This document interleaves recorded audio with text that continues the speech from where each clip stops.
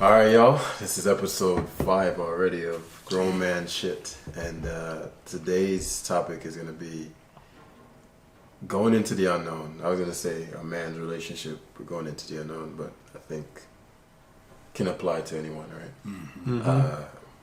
It is a masculine activity, considering the masculine is the force that pushes against the unknown. Like, thematically, the unknown is the feminine itself, and then the masculine is that which goes into it, right? Like, I was gonna say, if you think about sex, you just know your shit disappears. You don't know where it goes. You go into, every man is trying to go into the unknown. It's like, dang, I wonder what her unknown is like. Her unknown is like, right? Everybody need a little bit of strange in their life. A little bit of unknown. I mean, but if I never really thought about it in depth in that way, but in a weird way, we're always constantly, when you think about what novelty just means I have not had that experience before. And so we men by nature like variety in women. It's true. And so what are we doing? We're like, I don't know what that woman is like. I've never experienced that woman. And so it's like built in us to always be pushing the boundaries of everything. I want new territory. I want to conquer new land. I want to conquer new women. It's all about conquering the unknown. So I think thematically it's masculine, but men and women can embody the masculine. So that's the topic for today. And who wants to start us off? See, that begs a question though. I like the idea of feminine as the unknown. And what we were talking about earlier before this even started was the unknown as on a planetary scale. Right. What we're moving into as a society, as a planet, what is all of the unexpected stuff that is going to be different over the next 5 years versus 5, 10, 15, 20 years, as opposed to what it was 5, 10, 15, 20 years ago. Mm-hmm. What the masculine is moving into is very, very different. And how do we as men protect and provide for it in that environment? That tied with the idea of the feminine being the unknown, we're a lot more comfortable. I'm a lot more comfortable moving into unknown feminine than unknown life. So there's more to the life part of it than just the feminine, because it's like we don't know what tomorrow's going to look like. We don't know what our careers are going to look like tomorrow. We don't know how we're going to be able to provide tomorrow. Mm-hmm. Many, like I was saying, young men can't provide now for themselves, let alone anybody else. I see that as different than the feminine unknown, because the feminine unknown is exciting. Well, the feminine, when we say masculine, feminine, we're just talking about, so if you think order and chaos, so known is order, unknown is chaos. So when I say feminine, I don't just mean women necessarily. I mean thematic. No, I get that. Thematic. Right. I'm talking about feminine energy though, but when you're talking about females, and if you say feminine energy, yeah, I'm all about going and exploring the feminine of the world.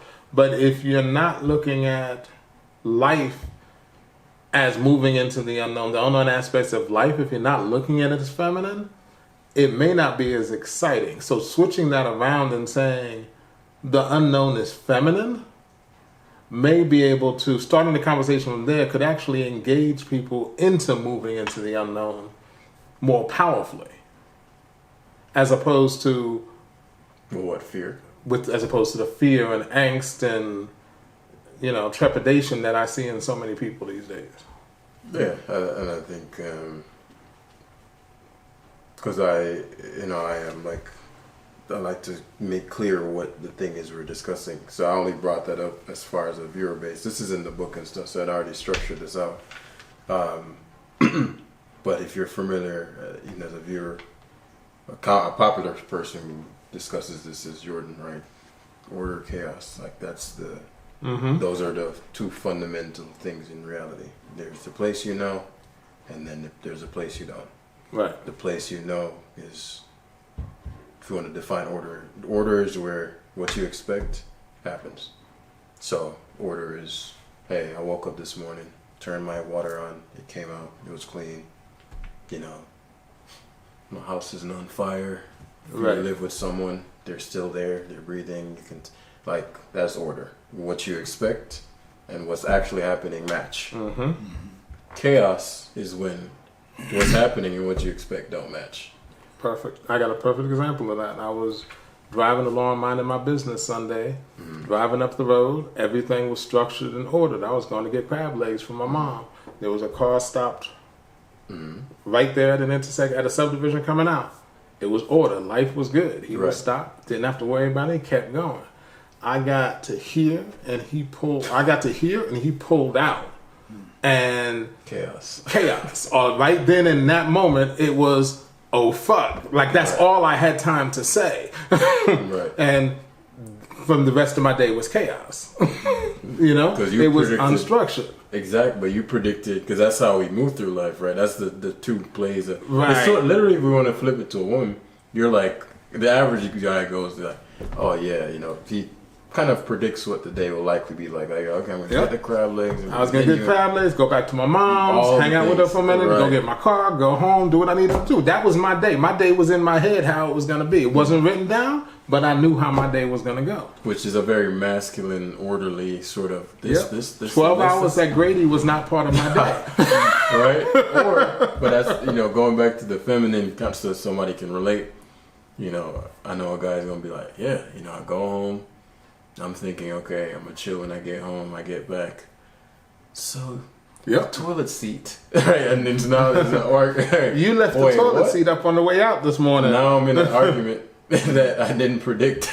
Yeah, right? And you're like, what the fuck? Like, where? How did we get here? Right? Yeah. How are we here? Like, what just happened?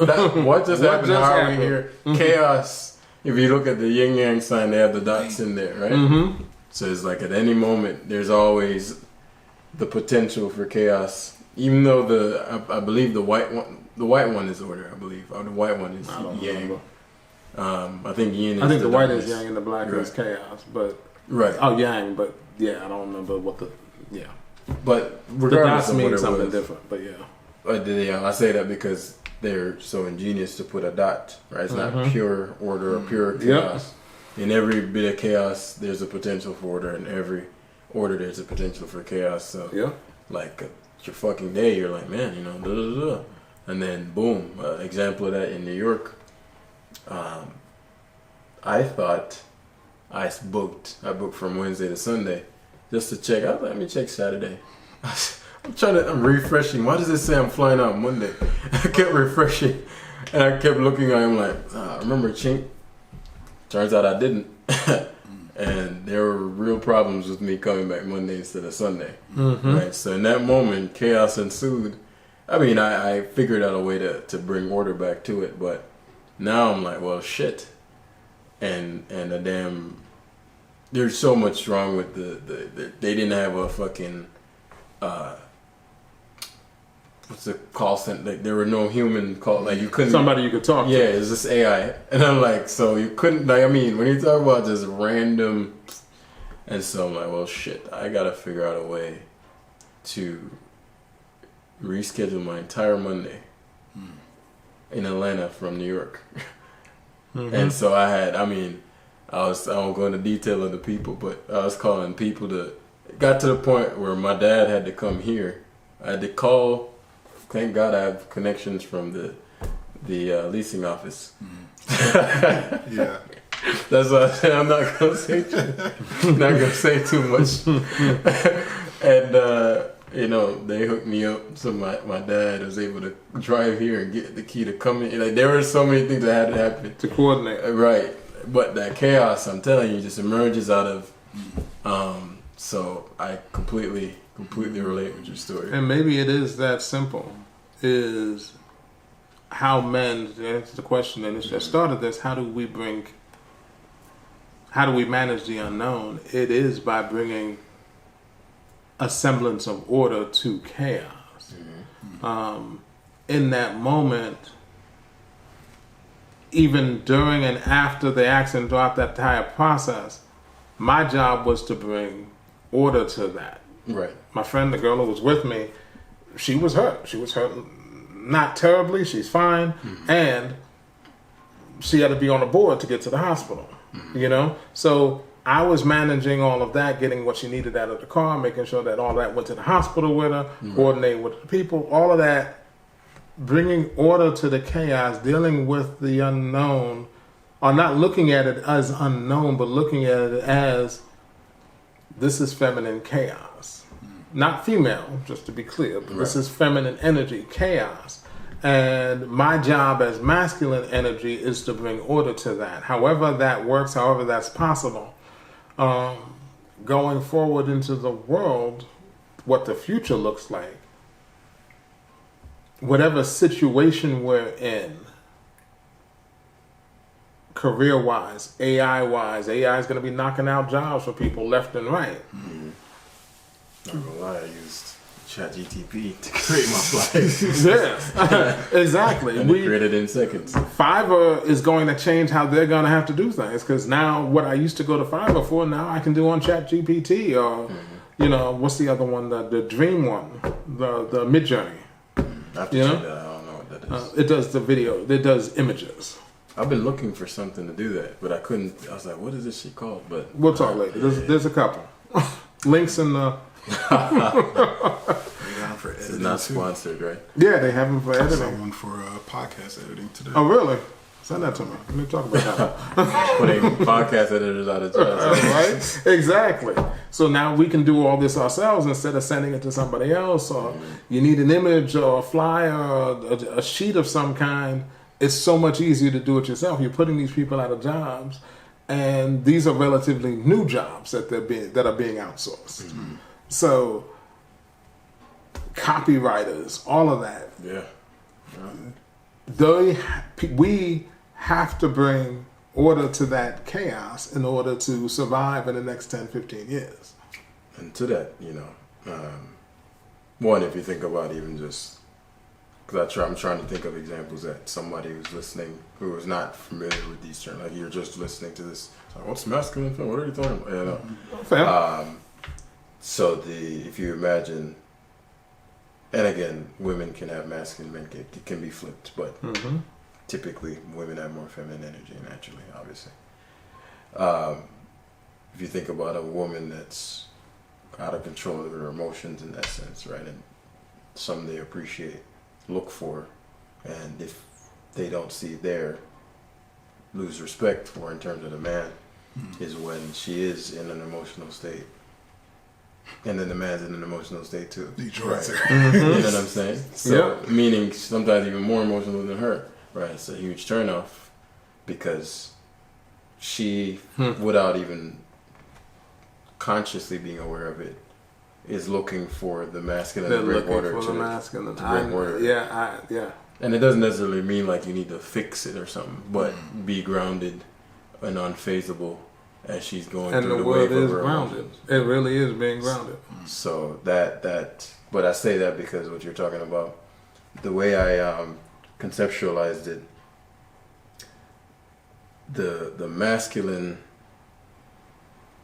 to bring order to something, the way the world seems to do it is that, so let's say I'm trying to walk from here to here, right? And that's my goal is to go there. And in the midst of walking there, you know, I got to dodge a basketball, there are gunshots that I have to da-da-da-da-da. But my job as the masculine is to not submit to the feminine, meaning, oh shoot, now I'm crumbling and now I'm stuck here and I've completely forgotten about my goal, right? So I've submitted to the chaos. And now I'm now a weaker, lesser man. I've become lesser. It's not even like you just stayed the same, you become lesser. I wanted to go here. Too much chaos, I can't handle it. And so I'm going to give up on getting to where I need to get to. So the way I look at it is that there's these, it's as if the job is to, in the midst of the most horrendous chaos possible, just keep your eye on the fucking prize. So no matter how many gunshots you got to dodge, you're always looking forward, and you're as you Until might you get can't hit, move no more until Right. you're hitting down. right? Unless you get killed, Right. You never ever quit, and it's that kind of again, it all comes back to the groundedness, centeredness. It's the same thing, just in a different form, right? No matter what's happening, I'm going to remain true to whatever my objective or who I am or whatever that looks like in the midst of chaos, in the midst of the feminine. Which is why women did what pickup artists would call shit tests. They naturally do things like that to see, okay, what am I dealing with? And so their nature is to bring chaos to the thing. Oh, you probably have a small dick, and to see, right? How you Are deal you with faced with that? And they're not conscious of it 90% of the time, but it's like, but they're observant of it. Of course, they're Very seeing much how so. you're gonna react because they need to know. Okay, am I dealing with actual masculinity, or am I dealing with a man that's presenting, right? From that perspective, even how I dealt with the accident, she didn't say anything, but I'm very clear she was very present to, after she was out of shock and all of that, Right. how I moved through that. And if I had panicked, if I had shut down, if I had sat down next to her on the ground with my head between my hands, Right. whether I was hurt or not, Done. you know, Last then we'd be piece of pussy done. Never got it from her. Exactly. And she might not have even realized why. But in that moment, she felt protected. Right. It could have gone a different way if I had responded differently. And it doesn't even have to be, I didn't have to be a different kind of man. I could have just handled the situation different. I could have had a bad moment. And it still would have, it wouldn't have mattered that it was a bad moment. You know? Because she's thinking, well, when shit hits the fan, this is who he really is. This is who he really is. Exactly. There's layers to, I love it. There's layers to the conversation. I heard a couple of things. I think dealing with that chaos into the unknown is like a prime indicator of masculine state, like of the energy, right? Whoever's displaying it. So different phases I see. First thing that had me think of when we think about women was, you said the interest into the unknown. I don't know this feminine, don't know that feminine. To the opposite, I saw when you lose interest, or when into the feminine unknown becomes so common. There is variety, and as they say, pussy's pussy, Right. sex is sex, relationship, women, whatever. And there becomes a point where, for that masculine, I think, if he's got priority focus, we say that drive, something else to be up to, there even becomes a point, maybe that's after the sowing the oats, as people say, and then there's a focus on, okay, what's actually important in it, because there's a return on investment. Like initially, finally got the validation, the attention, the affection, sex, whatever. You get to a point where, well, okay, what about some companionship? What about some values to instill into my children, my lineage, my legacy? Or just peace, someone who's going to be a helpmate and actually encourage the peace of everything. So that was one layer.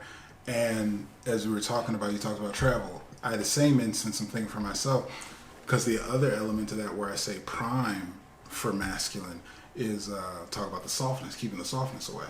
Like when you actually get exposed to that unknown, because masculine builds up the kingdom. You got your partner, your kids, safety, sanctity, resources, car, money, whatever. And then what when that is not there? And I think for kingship, if you will, because say use it or lose it, right? People that retire, sit on a log somewhere, don't have anything to throw themselves into. Literally, the masculine's going to wither and die. There's nothing to do. I had a trip going to California and staying with a friend, traveling. Obviously, we're in Atlanta, getting to California. So arriving at 10:30, whatever, grab bags, go through the terminal, Uber, and they're like 10 minutes from the airport. So I let them know when I touched down, 10:30. It's now 11:30, 12 o'clock. I get to their door in California. Nobody's coming to the door. So it goes from the order of, all right, my flight landed, on the plane, agenda, itinerary, I got my place to stay, Uber, pay for the ride, they drop me off, here I am, all right, going up to the door. Shit.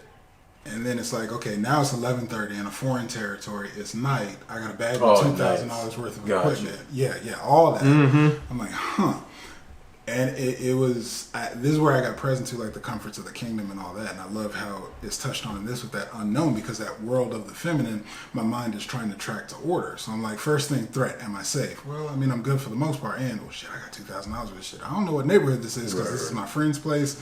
So the world of unknown starts taxing too. Chaos starts. Exactly. And I'm even to the context, I think it's a good challenge to masculine because my mind starts filtering like, okay, what can I do? 11:30 at night in California, Venice Beach or whatever. Well, I can go to the beach and chill there. Well, shit, what if it gets cold weather or whatever, or anything like that? Can't actually be comfortable, wake up, your shit's gone, all kinds of scenarios. Do I go and explore? Fuck it, I'm in another place. But it's that whole context of how you deal with the unknown. Because all of it, shit, I'm freaking out. Like, where is he? He's not picking up the phone. Right. He's not coming to the door. Now we gonna panic. Let me go back to the airport or something. Oh, this is not safe. Like, right? One, I was just mad out of character, but also just I was laughing partly because literally in the same New York trip, again, skip the details of, but coming from a new friend's place, going to the place I was supposed to be staying to. It's 4 a.m. And none of the motherfuckers are picking up. 3 of them. Well, I didn't have one of them's number, and he's the most responsible one. He's their roommate, so I met him there the first time, and you'll see why he's the most responsible one. So I'm just meeting him. I've been there. This is my last day there. It's supposed to be because it's supposed to leave Sunday, but so it's a Sunday morning, technically Saturday night. Right. And I'm Ubering back. They knew I was, gonna be meeting someone, and. I'm in the time. I called everybody 10 times, so I knew that they're asleep. So I'm like, these motherfuckers did not think to leave their phone on. To be like, bro, like I'm a visitor in a foreign place. Y'all just went to sleep. Yeah. So I'm thinking processing, and I am dumb. I am so tired. I was with her for like 14, like 12, for like. From day to showing me all around the place, no person, and now I'm like exhausted coming back, and so something struck me like these motherfuckers are asleep, because they didn't even check to see were you alive, like nothing. But it's a guy thing. It's a little bit, so it's not. That one didn't bug me, but me seeing that made me lose faith when it came time to call because I'm like. I know I know they just went to sleep, and I'm like, shit, I should have stayed. I had my contacts in, so I didn't want to sleep. I couldn't just fall asleep, but I'm thinking now, none of them are picking up. It's not a place I can get into by any means. It's New York, so it's not warm. Facts. I'm about to get dropped off. I'm damn near falling up. Like I'm so tired, and I'm like scanning my brain. There was a grocery store. I guess I could stand in there for 6 hours. Because they're not gonna get up anytime soon. Right. So I know they're probably gonna naturally wake up at least early as 9:30. So I'm like, man, I am about to be chilling in a grocery store for another 4 hours, 5 hours, dead tired, and I can't close my eyes because that's why I didn't stay. So I'm like, man. But as you're saying, you're running through solutions. Like I'm like, and so I go and I just start. Luckily, they lived in like the most front part of the apartment on the street. I'm like banging on the window, and then the one guy that I just met, he pops out because I'm like, I'll just try banging on the window. If all fails, I'll try calling. But I wanted to exercise all my options before you went to the grocery store. Right. I'm like, That's the last. So I'm like, all right, that's what I'll do. And fortunately. It's like 4:30 in the morning. He runs up and it's like, oh yeah, bro, I stayed up because I figured you were gonna come back late. Well, all my other boys the actual 2 guys I knew were dead asleep, and so I'm like, thank God for one that. But in that moment, the chaos emerged from I'm having a good night in New York to. Oh shit! Oh right, I'm about to be cold in these streets of New York in the middle of the night when I don't know what's out there, who's out. You know what I mean? Never been there. And every masculine has dealt with that at some point. That oh shit moment. What do I do? To varying degrees. That was a relatively okay. You were safe. You weren't. I mean, right. Whatever. As opposed to, oh shit, she's pregnant. Oh shit, I gotta go to Grady. Like, we all have those oh shit moments, and it's how you deal with those in the moment that defines who you are as a masculine energy. Do you feed into your feminine, or do you feed into your masculine? Whichever one you feed grows. Whichever one you feed grows. But you said it's not even having the answers. It's just that you show up. You show up. You show up looking for solutions. Like crossing the street. Okay, we need to take care. Like if your mind can at least process to get that. If it, I don't know what to do. She's hurt. We're lost. Everybody's asleep. Like if there's no North Star, it's like fuck. Well, what's gonna happen? And I'm sure y'all have heard. I've heard women say this ad nauseum because I'm naturally very calm. So that's why I laughed when you were doing that, because one, is very out of character, but also like I never had to imagine that until you did it, because I'm never like that. So it was like, oh shit, like that's real. You know, like I really thought about like, oh man, it's possible for a guy to be like that, because I've never so I'm never seen examples of that, but girls always say like, yeah, when a guy is like freaking out, I'm starting to freak out. Like, so she's like, well, I'm glad that you seem to just know where to, even if you're on the wrong way. Even if you don't know what you're doing, you're acting like you know what you're doing. So she's like, I'm calm as fuck because I feel like, you know. But she's like, if you started to freak out, I started to get anxious, right? And so they're pinging off the man. Oh, girl literally said that the other night. It's like, I don't know if it's because you were so calm, but I wasn't freaking out. And she normally freaks out. She has it like she's a freak out person, but in her mind was like, because you were calm, I was able to be calm. Right. You know, if I had freaked out, she would have freaked out. That's just, I mean, there's a million examples. I got a friend of mine I've known for years. She tells the story. She was dating this dude. It was getting along cool. She liked this dude. They were walking someplace. Dog comes out. And he jumped. He didn't jump. He just steps back. Didn't even jump. Just took a step. And that changed everything for her. Just that moment. You know? And I did tell that in another different video. It's like, there's a million examples of men making a bad, I don't even want to say bad, not stepping into their masculine in the moment. That causes the feminine in their space to say, can't be fuck trusted. that. I lost you know, I can't trust you. And if I can't trust you, I don't care. It may be little to us. Like, you know, we may have it like, shit, I would fight and die for you. But in that moment, you took a step back. So nothing else you say matters. Right. Actions are what they respond to, not words. That's what we're talking about with the shit tests. The way they're like basically busting your balls to see. Yeah, you like, because you think about it from a woman's perspective, the only reason bro is thinking it's fine is because nothing happened to her. She's thinking the only reason I'm still even willing to even allow you my presence is because nothing happened to me. Right. But because they're thinking in the worst case scenario, your natural reaction was to not protect me. Right. Right. And so if you think about it from their lens or even being approached, if you're always the one magnetizing shit to you, how do you, because women aren't like men in the sense that, you know, I'm curious about all these dicks, right? They're looking for the highest quality of dick.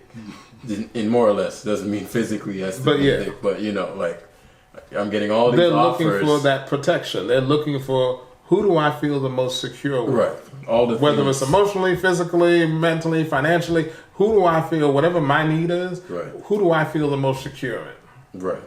And so, well, how do you scan for that? You can't trust words. You can't. Because if you're going to just trust words, every motherfucker is going to come up to you to fuck you and tell you whatever it is that they heard worked. Right? I don't know about you, but damn near every woman I know has said words are cheap at some point in her life to some dude. Because she learned early. This one guy said this, and that, and then it's actions and that's what he said. So after that, you're like, how do you scan for what a man's actually like? You look at what he does, how he moves through the world.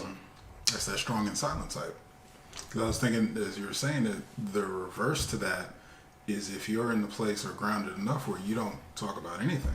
Like in a context of like needing to brag or needing to Right, say, right. it's Right. just who you are, who you're being. Like let them pick up and let them bring it up in conversation to you. That is so much more powerful than you needing to sure. demonstrate, speak to. I swear I got a big ego. I promise you, this big. Wait until you get it. Just wait until you see it. She was like, yeah, okay. And it's like the other guy's like, don't mess with me. I have a really small penis. You won't want that. She's like, I don't believe you. Right, exactly. That part. I don't believe you. Even if Game you both replay. telling the truth. She's like, it felt big. Right. Right. Because in her mind, it don't matter. Because no matter what, Right. it's bigger than she would have expected. And so that's a hopefully. great example. I mean, that's one area where it's like, damn, bro. But because you can't fix that, as far as I know. But from like the example you're saying, the silent, like that's how I think about it. Besides, what's the real motivation for somebody to brag? Like, what's when you really break it down? Like, what if I go Validation. right? They're always looking for validation. But if I don't get it, because if I'm telling you, it's because I feel like I need it. Right. But if I don't get it, then I'm really not in control. I need the validation. I need you to Yep. react to me in a certain way for me to feel comfortable with myself or centered, which is the opposite of being masculine. Mm-hmm. Because the power is in whether or not you validate me. Yeah. You see this fucking car? I'm rich. Yeah. Or Look at this fast car, right. big You see car. this haircut? Or whatever the thing is, if you don't get the reaction, you're done. Mm-hmm. And that's literally the opposite. That's literally being uncentered. It's literally drawing the power from without rather than from within. And if you already know what you know, you don't really have a lot of incentive to brag. Like, what's the okay? I've bragged, and you validate me, but I'm already validated, so it doesn't help. It doesn't add anything to you. It just kind of like, okay, cool. Crank it up extreme. I think masculine is there is a natural preservation of energy. See, when we're talking about figuring out the chaos, the reason why masculine is not going to be extra emotional, the emotions will not help solve anything. If anything, they will block your mental capacity to be able to find a solution. So that's just adding more to it. It's like, okay, if we are in chaos, unknown, emergency, we need to be as observant as possible. We need to reserve all resources. We don't know when we're going to be replenished, when we're going to be safe, when we can rest. Like you're talking about being tired in the morning.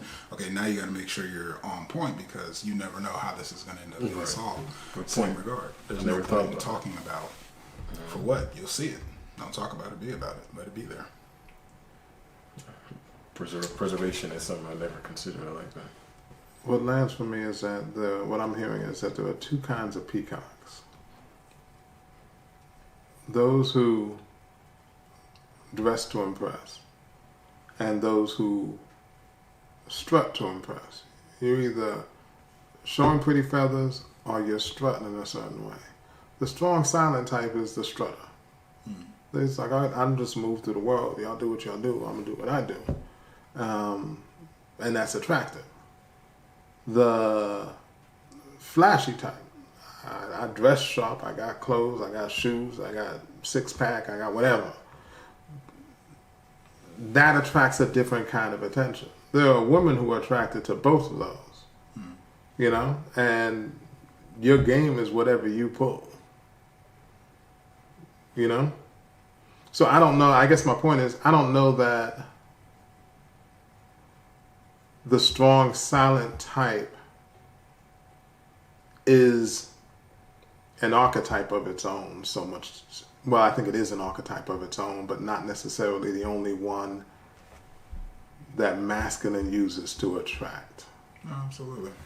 I don't even think it's in an attraction context. Just from what we're talking about with the unknown, like that preservation, no need for validation. There's a lot of in masculine. If you're grounded in who you are, there's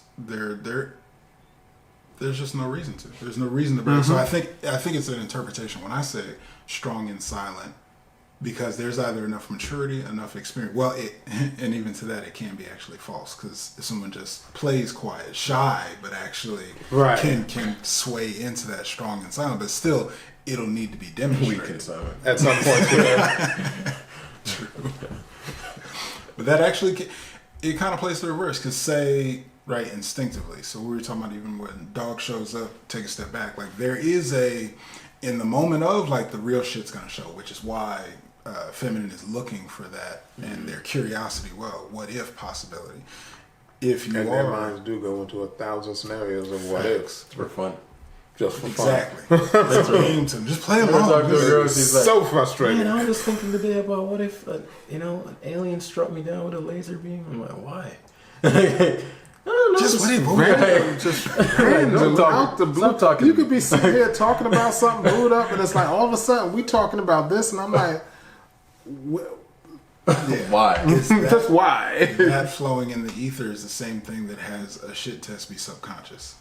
Because Right. it's so into that world, out of that world, flowing that it's just a normal way of life. So that when it actually comes to the hypothetical is really, I mean, inside of it's just the imagination wanting to gauge more of your masculine. I assert. If you're sitting there doing nothing, you're watching TV, you're sitting around, they have a hypothetical. Oh, but I want that answer. To the same regard, when they see something that's a bad indicator, their mind is all off into that spiral. Yep. All the answers they don't have. Well, shit, what if it happened like that? Oh my God. What is this? What is this? What is this? What is this? There's no. Now, what I will say, part of that is a retraining conversation too, because if you're having a conversation with a woman and her what ifs are all negative, or can be interpreted as like, what if this bad thing happens? Or then part of that is a retraining conversation of your words have power. What do you want to attract to your life? What if it's fine, but what if this good thing happens? What if we do this? What if this happens? It becomes a retraining conversation as well. What if it's fine? You let them exercise their what if, and you redirect so that it's not always a worst case scenario. Because that's something we as masculine can create from. We can't create from a negative. Have you had that effectively work to reach? Yes. Really? Absolutely. And no hypothetical negatives? Oh, no, I'm not saying no. It's not an absolute. That's some strong. You got some magic there. That's- It's not an absolute, not at all. Not at all. It never has been. And it's a muscle. Well, what I hear and what you say even to that is that sufficiently there is you say training or I don't know, proving whatever needs are there for her to follow suit, such that where her mind would go in that space, your feedback or responses to have been solid enough that, oh yeah, in that kind of space, I would say it's satisfied where it's no longer. And that's true too. If you react to the negative what if from a place of emotion, well, what if I come home and you sitting there fucking another girl? If you like, what the fuck, da da da da da da, that doesn't empower her to do anything. You know? But exactly. But if you say, if you respond in a way that empowers, like, first of all, that's never going to happen. And this is how we deal with it. And what if you came home and there were flowers on the bed? I'd run you a bath or da da da da da. You got them Jedi mind tricks. She said you another way. So what if you get on the flower? But you gotta respond to her initial thing first though. Because otherwise it just leaves that hole of, okay, you avoiding the question. You know? That means I'm gonna catch you fucking somebody and you ain't gonna give a fuck. You know? Because then if you don't stop her from going down that path, she's just gonna go down it further. You know? If you don't arrest it in the moment of that what if question, then she's just gonna keep going down further and further. Well, he ain't answered. So that means what if this and then what if this and what if this and what if, and then you come home and your bags are packed outside the door because she had a thought. This is somewhat related, somewhat unrelated, but when you talked about, I wouldn't say what if necessarily, but if you think about what masculine desires, right, it's conquest, right? Order by definition is conquering this area. Like now it's mine, right? I've gone into the chaos and I've brought Vidal's or Lewis's or Dwayne's order to it because it's all going to look like different order. But the feminine, and that's, you could call it a form of completion, right? Sort of like if you think about how men have sex, and then from all this force to, right? And that's like the most like observable depiction of how the masculine operates. Go, go, go, go, go, go, go. Then in this state of just like completion, so to speak. And then we have a gap time, and then back, go, go, go, go, go, conquered, completion, go, go, go, completion. And I say that because the feminine isn't like that. If you think about how women experience sex, they're riding a wave of infinite sort of until they pass out or something. Like unless they, like it's not this then like tap outness is not in the same way that a guy is, because they don't get hard. It's not a hardness looking to conquer. It's just I'm just enjoying every range of experience, negative or positive. Hence I find a woman like just randomly go read through a sad Facebook post for no reason. Like, I'm like, well, why would you even want to be sad? Like, all the women who love NCIS and all those negative, watching people died and murdered, and all they do is just run those on repeat. And then claim they hate it. I hate it, but I love it. Right, and so the range is just, the feminine is just infinite change, where the masculine is more, there's like a urge to be free of constraint. So like when you come, it's like, alright. Now, but if you don't, like if you build up, and then you don't get to, or you, for some reason you don't, men often feel, unless you've trained yourself and whatnot, you feel like incomplete. You're like, which sometimes is described as blue balls or something. It's like, I didn't get to release, and so I wouldn't say it's not about the experience, but it's not about the experience as much as a woman. Like a feminine is all about whatever the experience is. Right. And I bring that up because I was talking to this girl, and we were talking about, she's like, oh yeah, for us, because I was breaking down basically women's in romantic interaction will, in the initial part, try to not reveal their hand. So guy approaches woman. Every woman, unless she's just born, knows the dude wants to fuck her. Yep. Right? Now, most guys will never state that up front or very early in the interaction. So it's more of an implied, I want to fuck you. The woman knows it's explicit, but she knows he's not going to say it most times.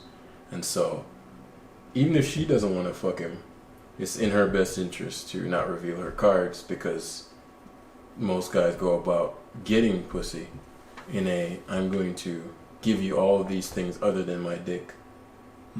Right. In hopes that I'll hit a threshold of where I've earned the pussy through dates, through paying her, whatever the thing is. And women are aware of that. It's like, oh, this is a power, right? All these guys are coming to me, because think about being approached all the time. So I have this thing that all these creatures want, and I'm getting money, but if I tell dudes, like, hey, here's $10,000, and I'm like, I know he just is giving me that in hopes that I'll fuck him, but I don't want to have sex with him. But I want the money, right? Right. So it's not in her best interest to say, hey, by the way, just letting you know, I'll never fuck you, but I'd love the $10,000. She knows that $10,000 is gone because he's indirectly trying to barter, right? And so women don't want you to show your hand too early as far as what your true intentions are, because then they'd have to show theirs. And so most women are like, oh yeah, knowing damn well I'll never fuck this guy. And I say that because I was breaking that down to her, and she's like, well, for us, because it's like the frustration piece. Guy goes, does all the thing, fucking away, and never gets to actually Never sleep gets with to the woman. release. Right, and so he's frustrated. She's like, "Well, it's not frustrating for us, right? Right. Which demonstrate that because she's like, "Well, even sometimes it's enough for us just to have the fantasy, and never have the experience." And so that's for us. It wasn't a waste of time that we teased you for 20 hours because we can. Well, it could have gone like this. It could have gone like this. It could, which is going back to right. And I'm like, so man, that's you're playing with a very dangerous game if you're playing with men like that. Because again, we're looking for that eventual experience, the conquering of it. Right, we're going, looking to finally conquered it. But for them, they're not looking to conquer anything, not in their feminine at least. Their feminine is, and then I think what I'm hearing is the feminine is to receive.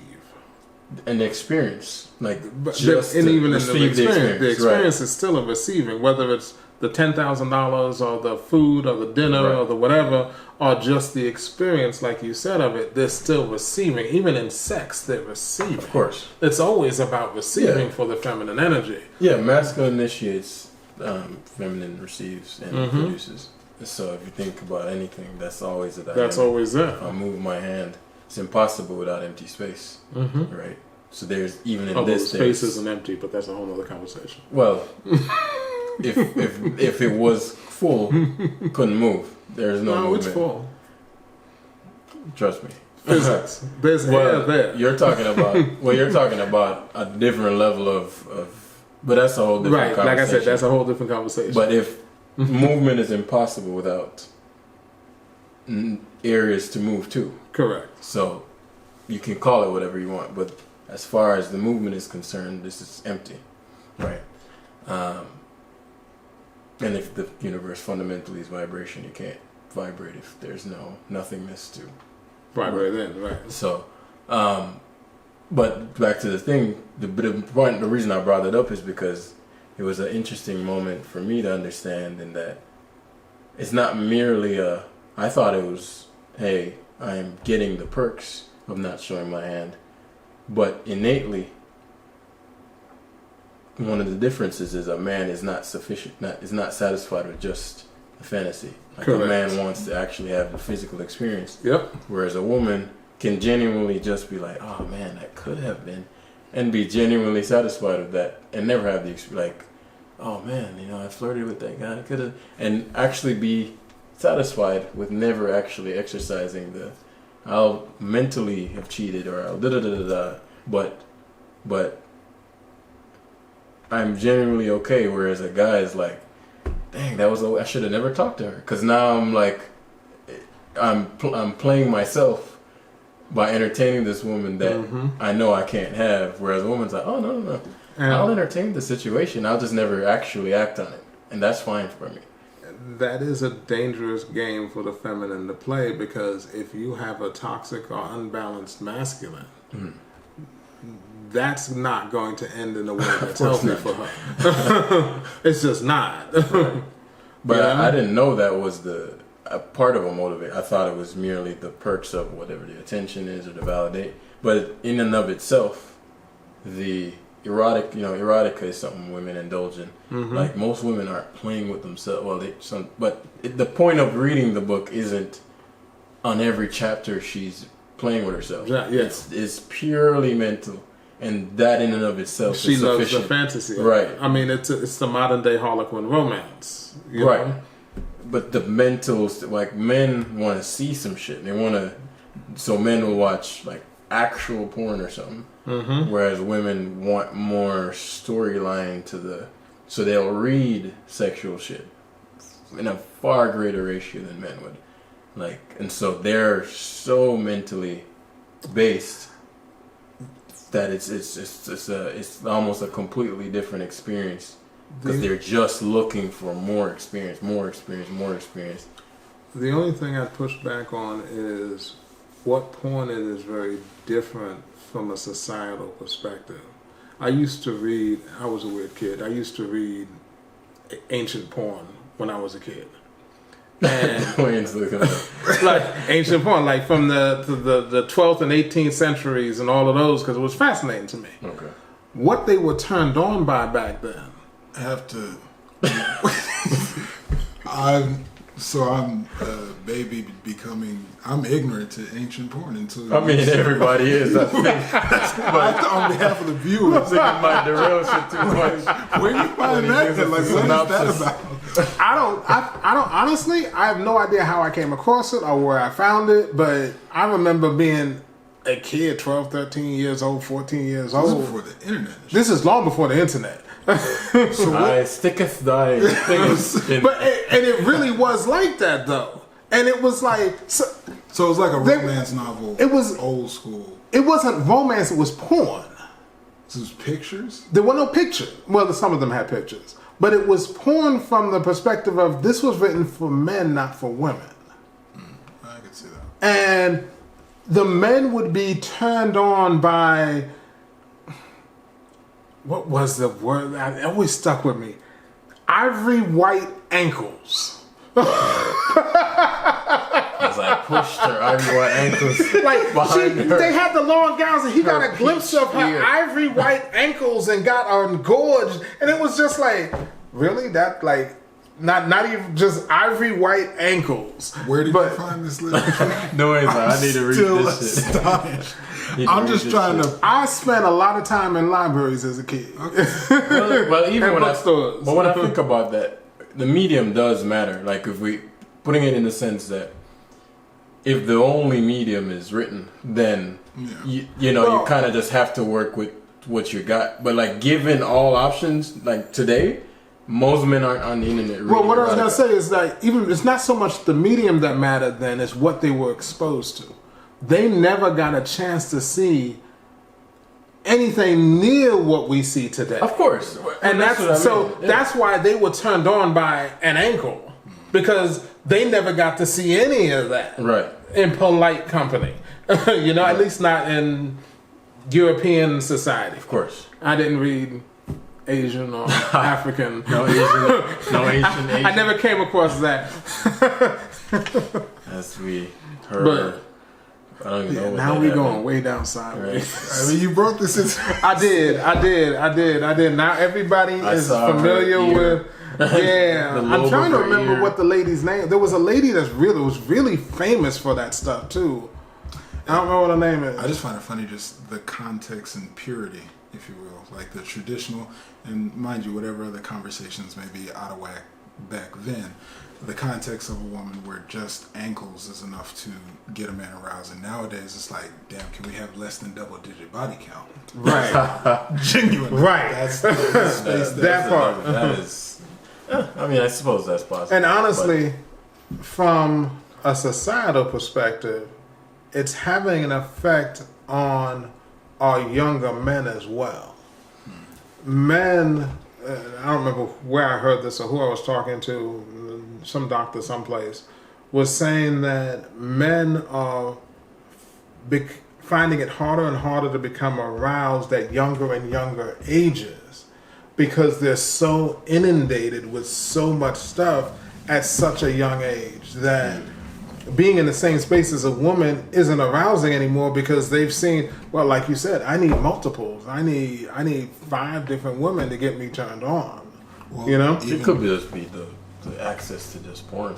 Oh, that's exactly what I'm saying. Oh, the okay. access to it is one. That's exactly what I'm talking about. Because I was saying, like, motherfuckers are just like, back in the day, I mean, if I had to think, other than, some lucky days when I stumble on my dad's stash, that one CD is like, dang, you hit it under the fucking, like, whatever the fuck, right? Or my uncles, or, and like, all right, man, I know where it is, when it's like it's 11 at night, nobody's around. Yep. Because that's pre-access to the internet. We're talking in Jamaica and whatnot. But there were, I'm trying to think, what the fuck did I use? When you said ancient porn, it wasn't ancient, but it was like, but it was, I remember what it was crazy. Because boys will be boys in the sense that we'll find some way, right? Mm-hmm. Now you have a smartphone and you can, see anything under the sun immediately. But back in the day, you had the phones looked like with the little screen, and It wasn't actual porn sites or anything like that. It was just any seeming somewhat kind of nakedness. Not naked, but like not fully clothed in a normal way. And it was like everything else was the imagination. Yep. Right? You're talking 12-year-old, 13-year-old, you're saying. What was it with the old things? You used to be able to put numbers in, and if you and it was upside down, and it looked Something like a bed, like that. something like that. I don't remember what that was, but something like that. It's crazy. Well, to that, it's deeper because I was thinking you're talking about the difference of masculine and feminine, like the experience versus the release of the accomplishment.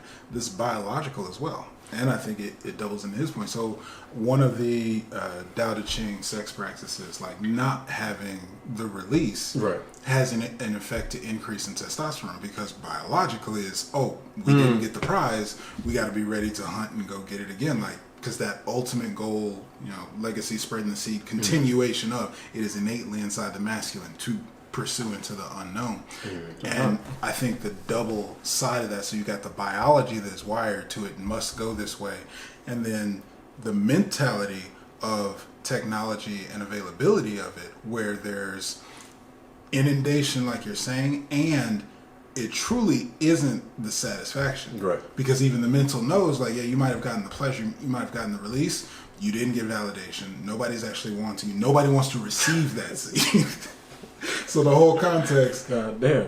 What is that? What This is why you're a happen to? loser. Exactly. I mean, that's Reverse ultimately validation. because you can get your fantasy, you can get your rocks off, you can get, especially to what Lewis's point, in a lack of maturity age. It's a generation that you haven't killed your first lion, so just getting to watch it on the screen or something. You don't get why don't I feel like a man yet? Because you haven't killed a fucking lion. Because you haven't earned it.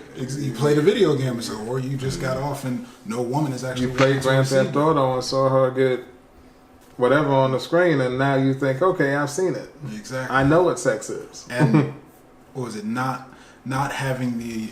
I think it doubles in because, again, if it's biologically wiring to hit your testosterone of go and get it more. However, you're given the access to, you can hit the button and get exactly the stimulation that you want, and it's never satisfying. So if the mentality doesn't realize you've got whatever going on in the dating market where it is harder for the average or not confident, not grounded in masculine man to even accomplish the goal, and then you're overstimulated with this false sense of, well, I'm still getting off, I'm still getting the pleasure, that's going to lead where testosterone is not pumping. You're not getting hard, you're not getting aroused. Not only from the sense of not getting the stimulation, your mind, the synapses in your mind have now been wired to a point where there is no actual, you can go get the dopamine, you can go get the release, you will still not feel satisfied in the end. And if that is your sexual representation and release, you haven't even entered the world of let me talk to her, let me get her number, let me you haven't gotten to actually none of it. So all you know is sex relates to, well, why would I go down this path of women when I can just press this button over here and get my release? Because you think all sex is and women interaction is to get the nut, right? Exactly. And then even worse, once you do actually have sex with a woman, it is not as satisfying because you've been playing with toys and watching hentai. Well, it's probably at that point, if you're a chronic porn watcher, it's probably some way darker shit than hentai. But that's what I'm saying. But even if that's as far as you've gotten, by the time you actually have sex, it's something a real woman can't do. There's nothing a real woman can do for you. Just nuts. You know? I get it. And let alone, it's definitely not worth the effort to have a conversation, seduce, pay for a date, treat her. Why should I put in my masculine to this when I can keep my money at home and spend it on video games and whatever kink I'm into and watching whatever kink I'm into? And if that happens when I'm 12 years old, and to your point, you never get to the hunt. Well, I'm thinking, is there a reality of that where a man truly... Because if he's honest with himself, I haven't met, and I've trained guys like what you're talking about. In fact, one was coming to mind then. He came to me, but then I had him go to another friend of mine because he was starting to get into training, and I was like, all right, this should be your first guy. And in his case, the guy, long story, but be fucking a doll for 7 hours. Mm-hmm. I don't know if he's fucking it straight or something, but I know his sessions are very long. That's Mm-hmm. still, He never said it was a doll initially. He said, masturbation. And when I heard the link, I was like, ain't no way. To where he, got hurt, had to hospital, like not hospitalized, but medical attention because of. And so That's I mentioned that's that. what I was talking about. I know, but I'm saying I mentioned it because through different, methods of getting the truth out of people, he eventually confessed. Because initially he was just trying to present that. Just wasn't that sexually aroused. We get past that. Okay, I masturbate. Okay, I get past that. Okay, I actually have a doll. Get past that. It's like I actually do want women, and that's what I mean. Like underneath all those guys, if the option came to be where, hey, this fucking hot Twitch streamer that you watch and jack off to, or the OnlyFans girl, who you think is on OnlyFans? Like the payers, right? Right. Those guys is not as much porn as I watch. If I had her, I wouldn't want to fuck her. It's more like I don't know where to even start to fuck a girl like that. So it's like, in the meantime, and then that gets so convenient. So my question would be to that then, when these dudes actually get that girl. When these do, that That's doesn't happen. approximately- What the fuck are you talking about? No, That so doesn't from what happen. you're saying, it's like, okay, they're training to actually be with a girl. I'm assuming the goal is to get them with a girl. Yeah, but that's So not necessarily that rare. girl, but they eventually get. So they never get to a girl, is what you're saying. I'm saying this is a very small. The sample size of those who actually actively seek someone who could help them and actually get the results is a insanely small number. Okay, so your point is what I'm saying, that most of these guys aren't seeking girls and getting girls. No, they would seek them if they knew that they could get them. It's an But issue of I don't know or believe that will ever happen. Like it's not like because you're perceiving as no, there's some level of hope or expectation. No, there are guys who, and one of my best friends was like this when we met in college. She's obviously a pimp now, but not an actual pimp. But he's the man now. He's speaking about himself. Sorry. I mean, I did when I was like 18. I was definitely afraid of approaching girls. Girls would come to me, but I didn't know how to do it myself, so I had to get over. I think that's part of the growth of becoming a man, is getting through that phase. That was a phase for sure. But in his case, I'll never forget. This is one of my best friends. He's like, remember we were sitting on the bed. He was like, he's on his bed, I'm on mine. Well, I was in his room. And I don't remember how this came up, but I remember him saying, yeah, you know what I mean? Because he was very neat and orderly and very disciplined. And I'm thinking, well, that's just good to have, because I definitely wasn't, right? And he's like, yeah, my primary reason for this is because I figure, I'll likely be alone for the rest of my life. So, it's good to be disciplined because it's not like I'll have a woman or something. And he said, I just looked at him and he went, what the fuck are you talking about, bro? You'll have a girl in like a year. And it's almost to the day, he had a girlfriend like a year later. I don't remember. I was like, that sounds like something my 18-year-old version would say, but I don't remember actually saying the date. And we hung out obviously for that year, and then a year later he got his first girlfriend. And so obviously we've continued, as I've grown, everything I learn I share with him, and initially would force him to come out with me to get over the fear together and all that. Obviously now that's laughable, but and that's laughable for him now.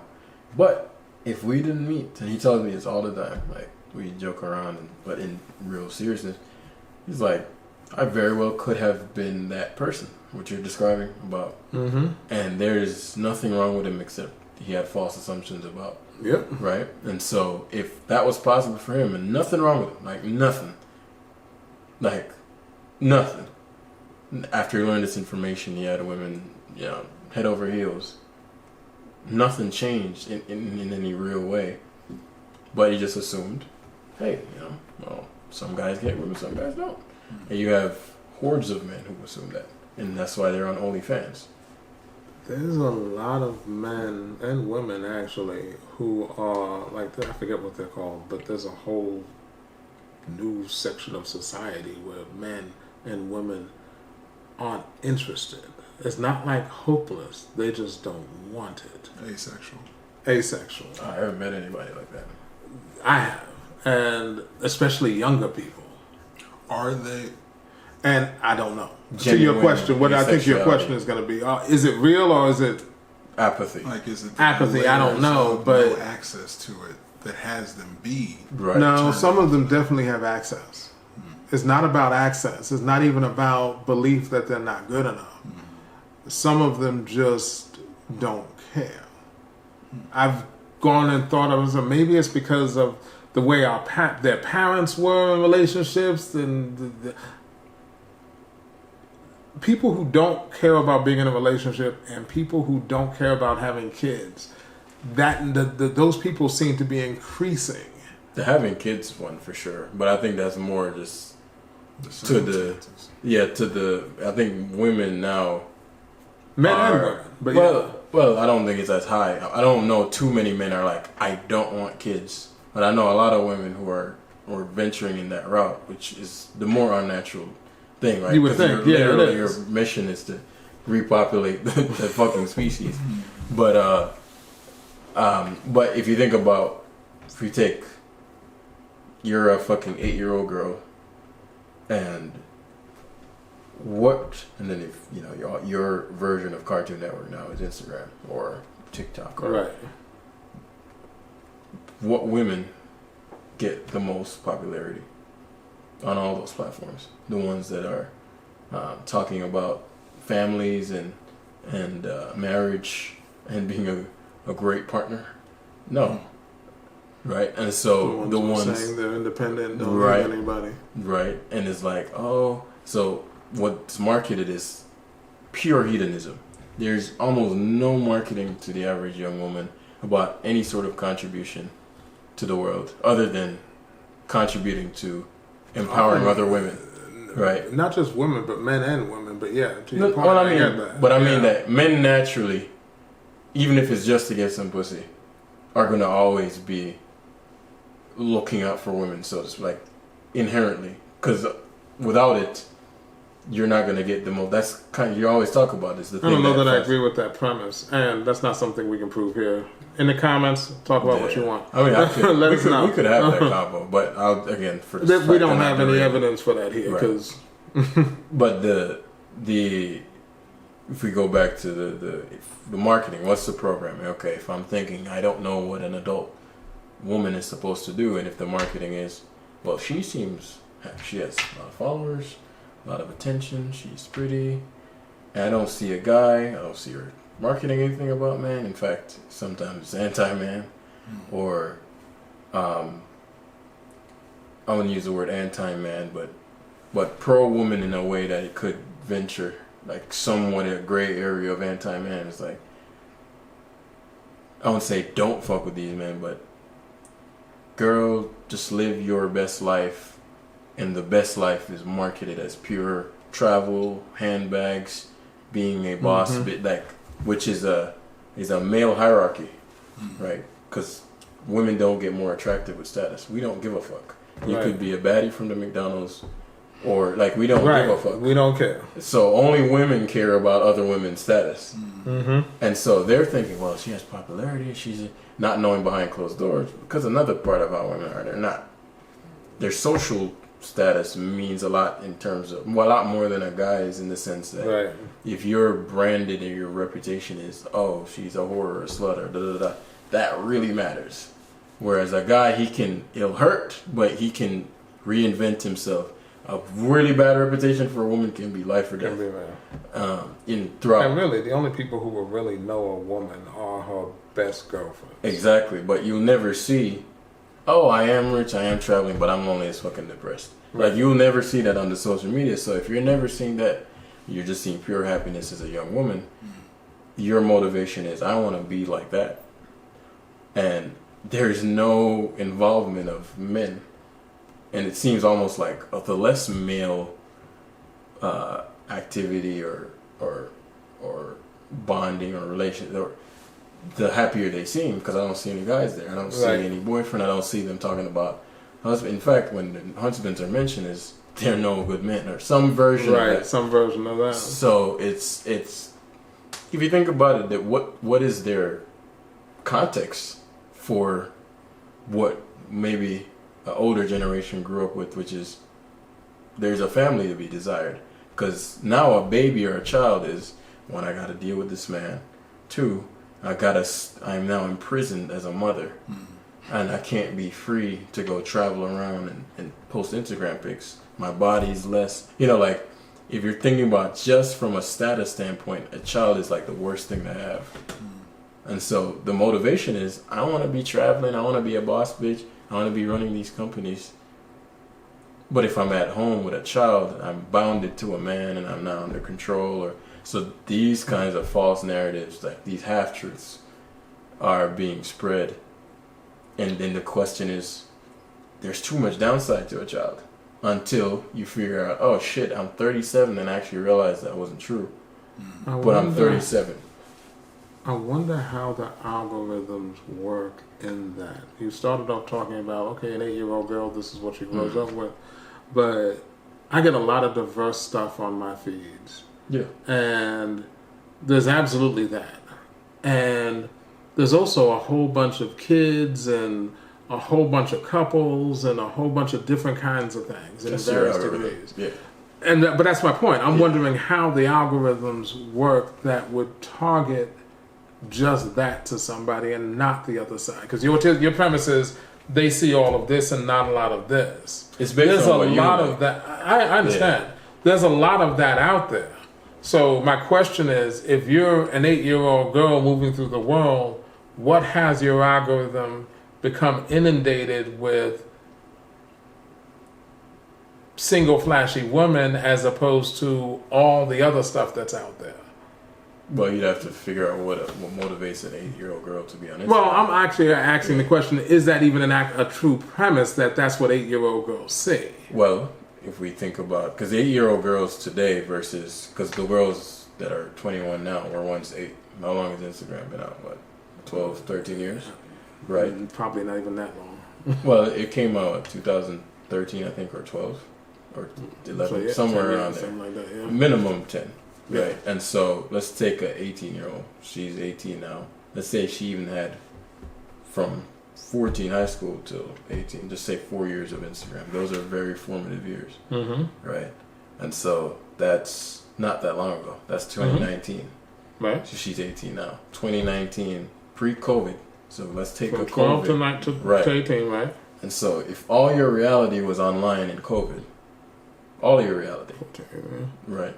Which is 2020 to today. You got to think, well, if I'm a young woman and all my reality is online, what would I want to see? Like, what motivates a woman to go here on the internet versus here? Like, why do guys are 99% of the time during COVID were probably on Pornhub, where women were over? Like, what are their motivations? If you find out what are they looking for, right? Like, women are the attractors, so their focus primarily is usually on things that make them feel more attractive. I'm thinking about the young girls I know. Okay. And I know a couple, and I know what they post to some degree. You know what they see versus post. That's the difference. I know what they're posting. We've talked somewhat about what they see. I'm gonna have to ask them that question. I will ask them that what question. I post and what I see are very different. I agree with that, but that's not what I'm saying. I'm gonna ask them what they see. I'm gonna have that conversation. What do they? What kind of? I gotta figure out how to phrase the question. What do they see in the world on their feeds mostly? Other kids.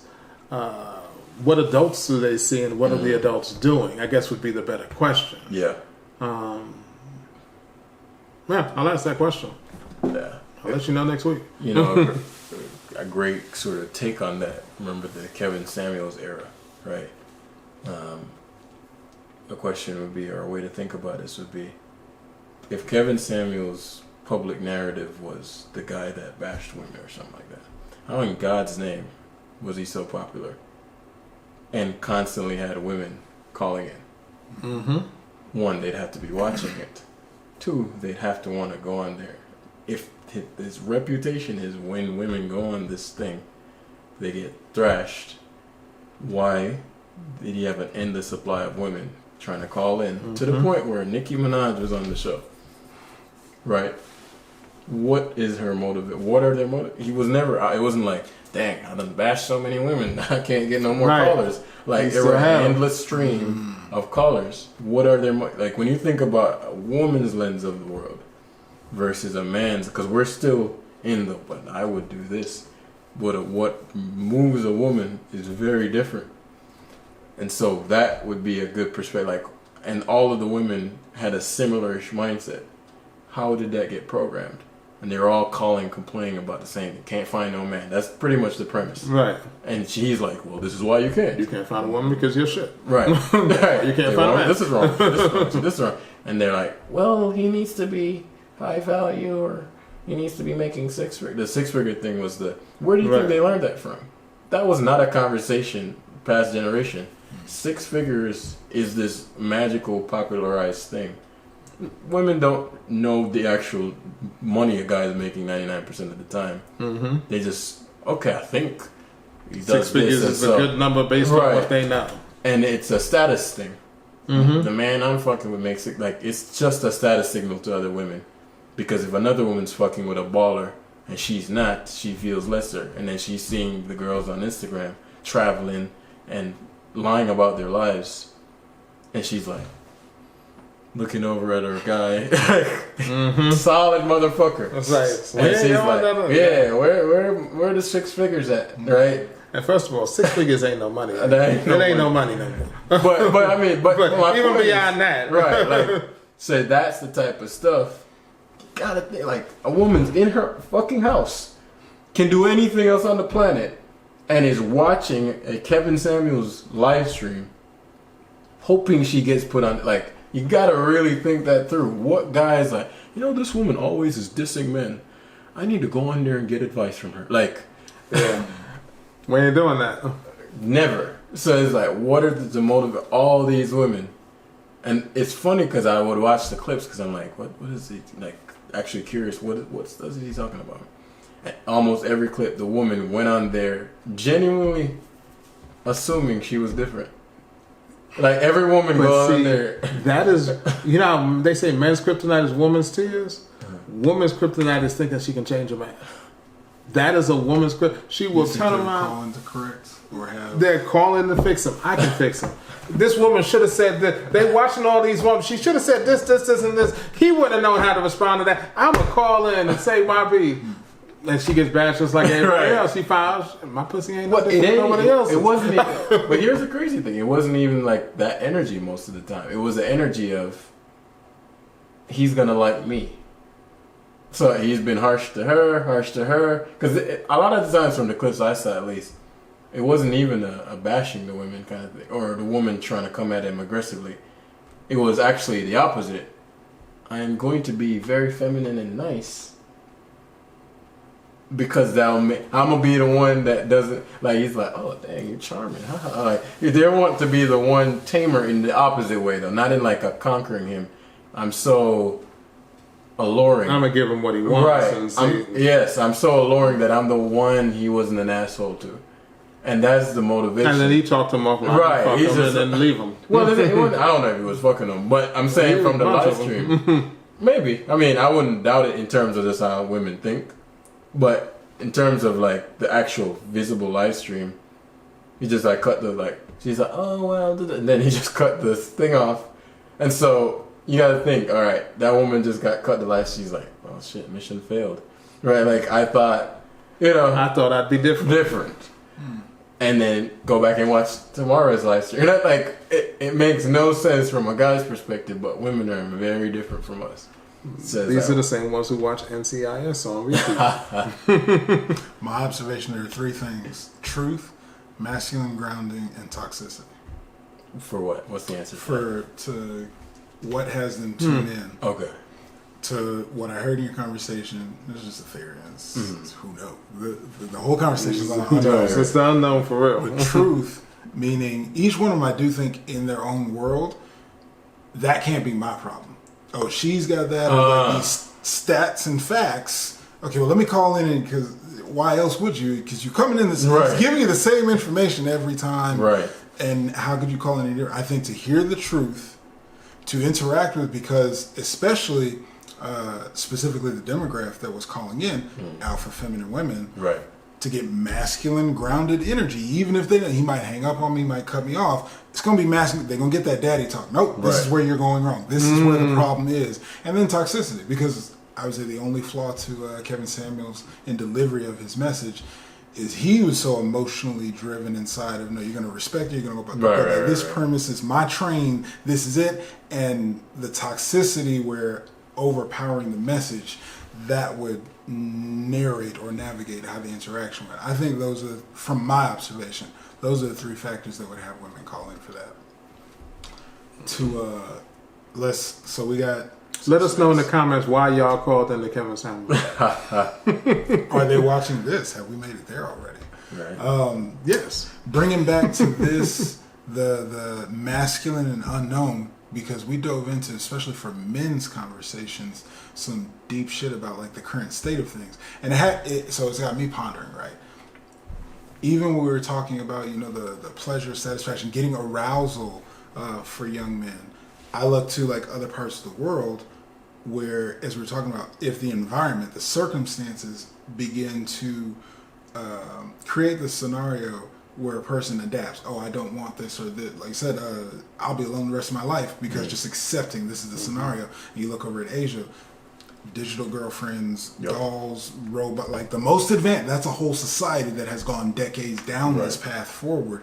And so anyway, I say that overarching, how masculine takes on the unknown. It occurs to me, it's at a tipping point, if you will. Like the opportunity for grounded, mature, masculine energy, whatever name it would be called, to show up and make a difference. So just like you said, the roommate, the friend that can be course corrected, because on a biological level, a mentality, outlook, and just socially, it is reached where it is so rare to just be a fucking man. Like we're not talking about magic. We're not saying, hey, go make 6 feet, go do any of this. Because the first thing, the first correction, you said guys don't have access to, or it never occurs that it's even possible. And what I hear below that, like that's the symptom, the root cause, that's at a core of masculinity, self-improvement. And which today it is. Like we're in top 10% because we choose to step up and choose to develop ourselves, choose to, in response to that unknown. I'm speaking to the larger, the unknown. How does society deal with boys entering this world and not understanding the hunt of a woman to actually get that pleasure and satisfaction? Because genetically, you may get your rocks off and your genes are saying, but what are we going to do about this legacy? You can get all the nuts you want in 50, 60, 80 years, whatever. You're going to be gone. Genes are dead. That's a wrap. This is why it's not satisfying. This is why your testosterone is dying off, because nothing's actually looking to reproduce. The question I hear, or it occurs to me, what does masculine do in the face of unknown? As we're talking to in this conversation, there are unknown variables of society. For me, that's always stood out as a call to leadership, a call to an opportunity. What's going to be the difference? Not even just in our lives and experience. What's going to be the difference for societies? This is not unreachable shit. It's not hard to be grounded. It's not hard to be a fucking man. We're human fucking beings. It's not, man is not a species of some shit that is no longer on Earth. It's just understanding socially what's going on and how to navigate and show up in that. And there's such a failure to launch, like the, capacity or just access to say, hey, I can change and improve and get something on the other. I can build myself into that, because that's all masculine is. Whether it's man or woman, that is all masculine is. The unknown, how do I accomplish the goal? How do I pass on my seed? How do I get a legacy? How do I get a woman or accomplish anything out in the world? It's still coming from the facet of, let me improve myself. Let me take one step. Let me build in one thing. Speaking from a lot of shit, but that, out of what we talked about, that's the thing I'm left with, is how masculine takes on the unknown. Because really good. So coming back where we started, even went into the world of work, right? You're talking about what the market's about to do. Mm-hmm. My understanding to that, masculine's response, who am I? Masculine is grounded in its value. So to that, right, we're talking about an economy. AI is taking jobs. Those jobs are simply tasks of value. Each and every human being has infinite potential for value. Like, we can look at things and create the value. So I guess really that's the question I would pose. What's the catalyst that causes people, men, masculine energy, to step up and bring value, to find value in themselves that is capable to take on the unknown? Because the unknown is just that unknown. You can't be prepared for it. Nobody has the answers of. And I would say, to that job market, entrepreneurial spirit is not worried about what the fuck AI is taking over. Put my money behind it to let AI get more advanced, because it's going to cash out and bring all kinds of value to the market overall. And the working class, blue collar, or just going along with, let me find a role, let me find a job, let me do what I can do to get some survival. But it's not a thrive. I think masculine is designed to thrive, not just survive. Mm-hmm. I would agree with that. Even stepping a step further, we're designed to hunt. So walking into the unknown, we're looking for signs of, like you said, what's valuable out there? Where's the deer? Where's the meat? What can I eat in this unknown? And in this world going forward, I guess that's the question. What can I eat out here?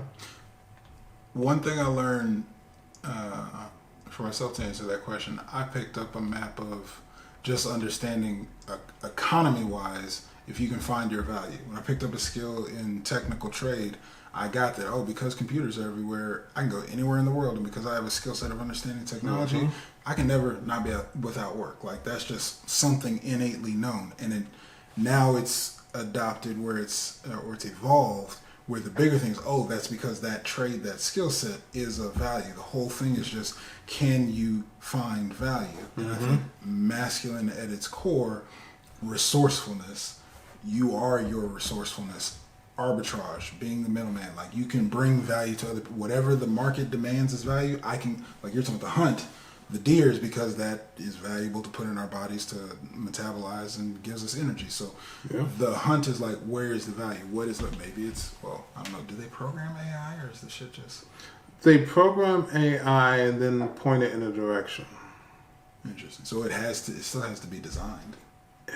To some degree, although they're reaching a point where it's going to pretty much design itself.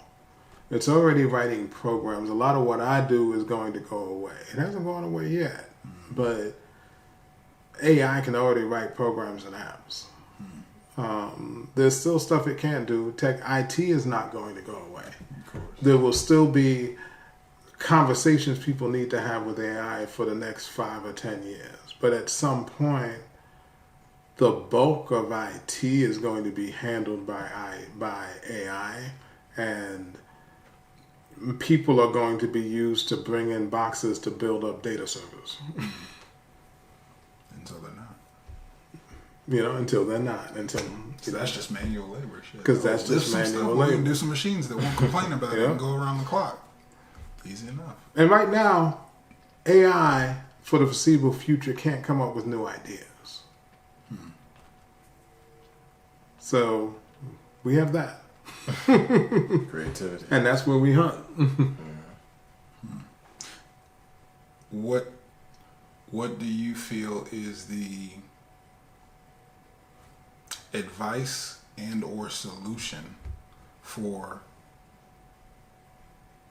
What is the best frame? There we go. What's the best masculine frame to take on the unknown?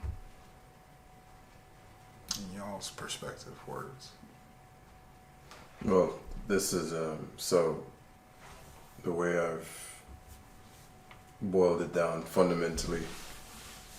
That if there are only two truths, masculine and feminine, in the sense that chaos, order, right? And if we're men aiming to be masculine men, then we have to conquer or bring order to our lives, to whatever, right? So why are we doing that? Like, if we really sit down, like, why the fuck don't I just go jerk off and be a loser? Like, why do it?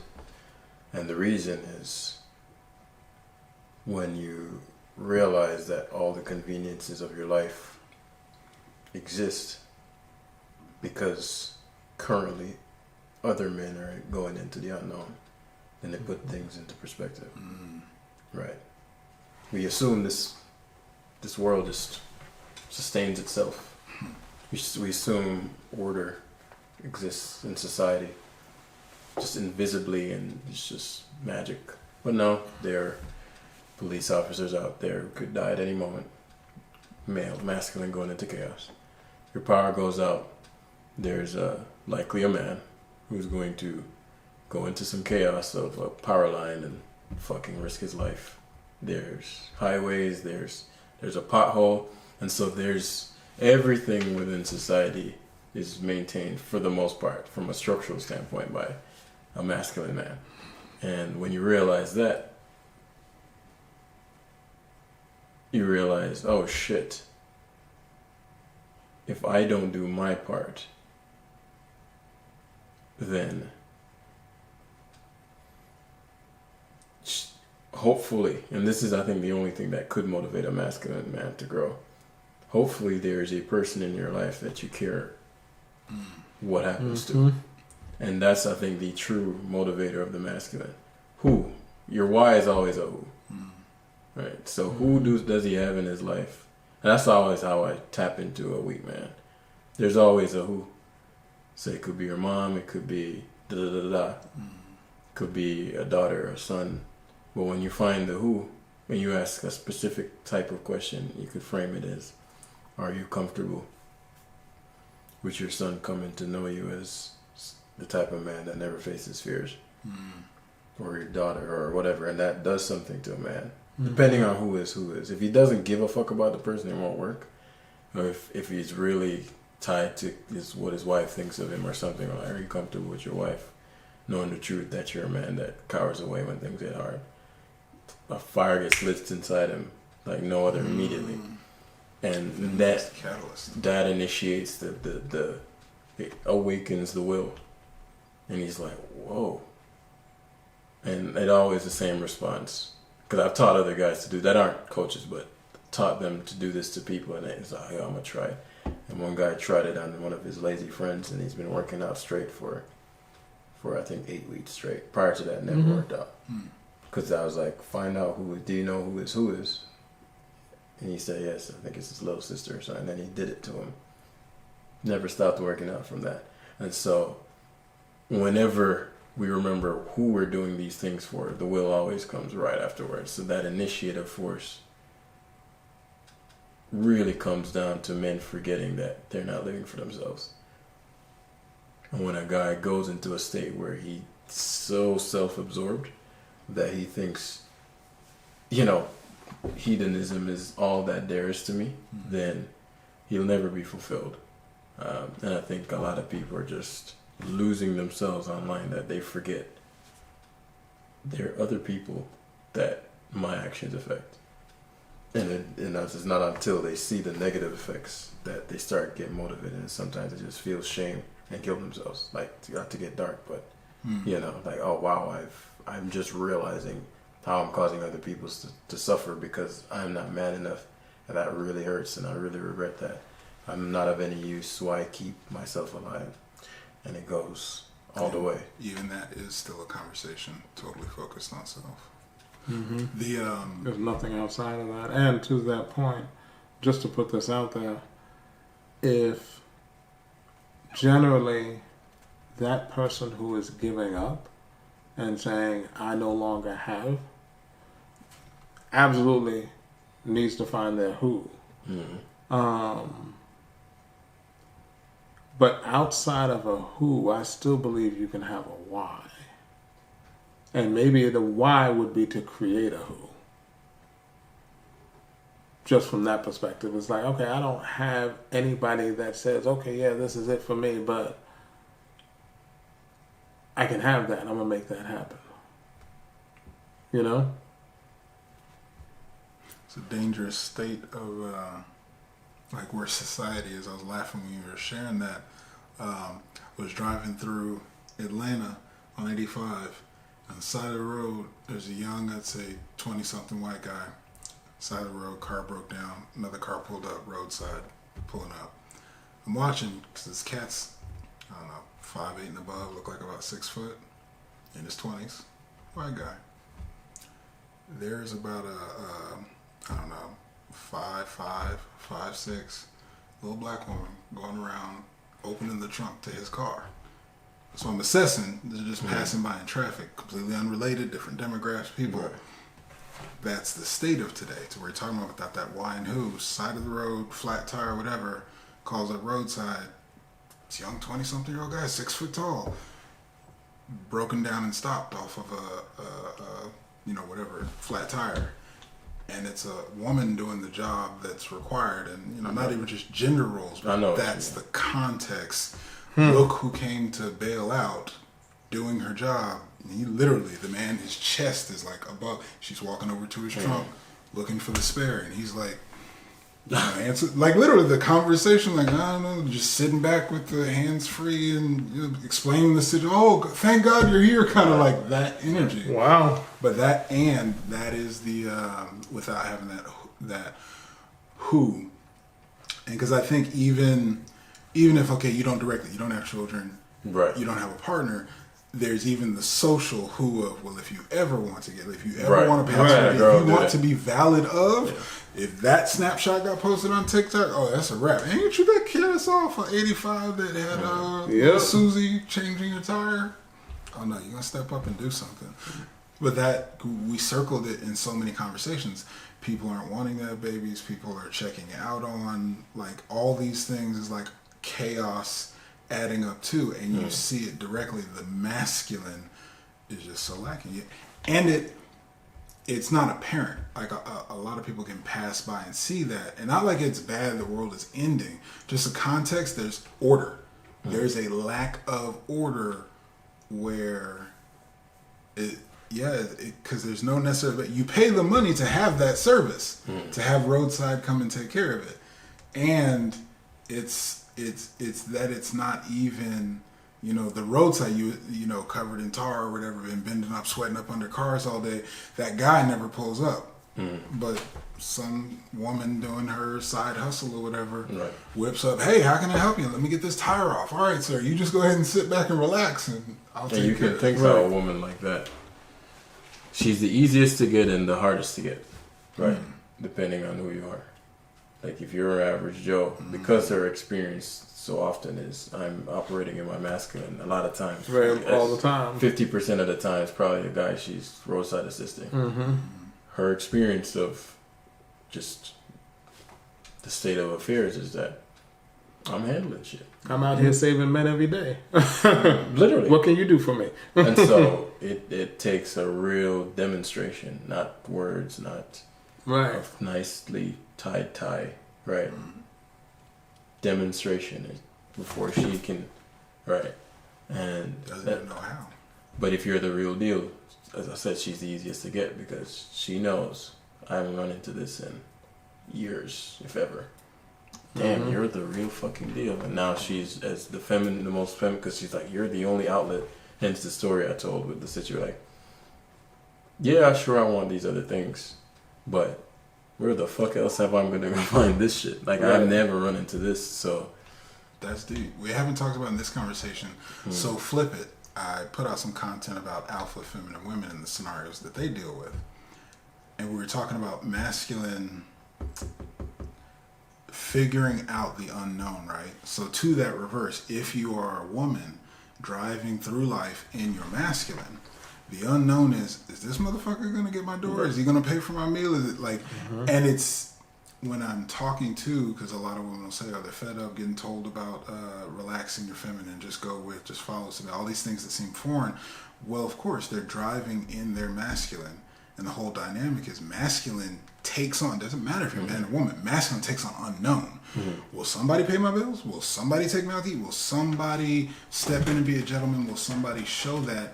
And it's challenging, because the enforcing society is not backing up. Oh, that feminine's got that power, girl. Like, no, it's the bad bitch energy. It's the go do it yourself. The thing that's not talked about is, okay, once you flip that switch and activate your masculine is taking on all the unknown. And that's why it's so hard. It seems like, oh, I can submit if I know he's doing it right. Well, that's because your masculine is unknown. Will he do it right? Is he good enough? And it creates a dynamic where alpha women are expecting a super masculine man that's like, no, it's just masculine and feminine. If you're already there with the masculine, there's no room for other masculine. Well, I'll keep it moving. There's nothing to do here. And it's a misunderstanding of feminine. Relaxing is truly relaxing, and I'll give it, especially if society has had you pick that up, it's a hard switch to turn off and understand where it is safe to. And I like, to that, I just have to say, I like influencers that are putting out content towards educating and expanding the knowledge of how to be feminine and flowing. Because really, inside the feminine is the allowing. It's the vetting of, is this going to be a real man? Because it's real easy to show up, like you said, easiest to get. If he's not, if say the dog walks by, oh, well, there's test not passed. On to the next. Don't worry about it. Go ahead and take care of yourself. It's when they entertain. Because I watch this so many times, they'll show up, and what's the easiest thing? To usher the interaction along or send out the invite, or like, well, you keep giving them the invite to just go along with. You keep sending back to him. You keep doing the thing that ushers. Why didn't he show up? Why didn't he be a man?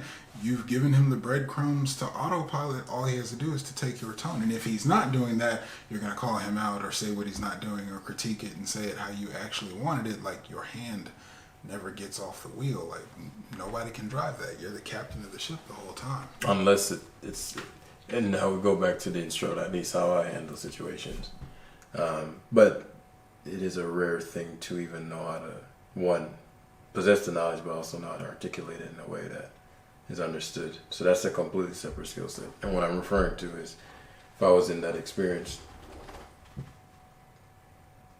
the reason it's so easy to disarm, let's say she's like, I'm like, not just look, okay, take her hand off.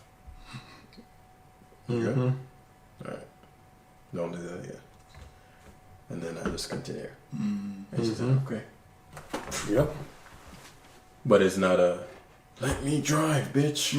Right. You know what I mean? Exactly. It's more of a, I hear all the time women will tell me, he says, I stop him from a man. Why can't you let me be a man? I'm like, if he's asking that question, it's the wrong question. No man should ever ask the question, why don't you let me be a man? Because nobody can let you be a man. You either a man or you're not, right? And so, if she ain't letting you be a man, it's because you ain't being a man. Period. And to add to that, because when you were talking about it, that story came to mind. Airplane. I won't go into detail, but I learned a lot in that short period of time. And stepping up. And one of the things was. Something was shared with me. It was like, because the person was actually coming from meeting with someone, and so it was I was hearing it's this very common thing, right? Where you run into something that's abnormal, and you're hearing a lot of the complaints. Yep. Right, and I'm like, what are your thoughts on this? And it was a text of more or less, can you let me lead? Like, kind of thing. And it was sad and amusing at the same time, because here I am trying to sleep. You know what I'm saying? And there's no problem falling leads here, right? And because they can detect it immediately. It's not something you can request, because even if she adheres to it, it's not really adhering to it. It's just more like, just to shut him up. I'm really going to be leading in the low key, but you know, I don't want to be lonely, so I'll let him feel like he's the man. And it's a very different thing when she's like, "Oh, my man." And women will even man. say that. They'll Right. even say, "I'll just let him think da da da da da." Mm-hmm. So that made me think of that when you were talking about. I was like, again, because we're on the plot, I won't go into too much the end for time, but yeah, like very real examples of that. And it does not take a ton of demonstration, depending on the level of groundedness you are.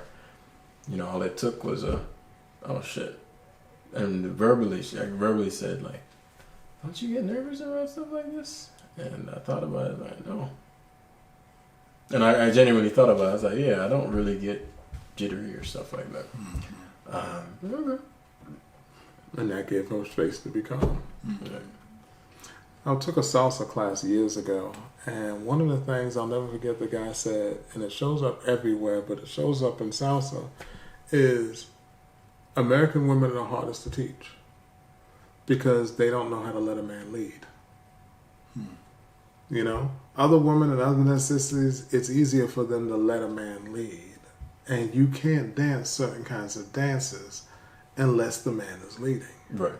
A woman can't lead a man and have the dance be the dance. Unless he's a tiny man and she's like a big, which Even so, that's a different. resent. That's a different dance, though. And she'd resent it. Why are you And so she tiny? would. Right? Why are you letting me lead? Yeah. But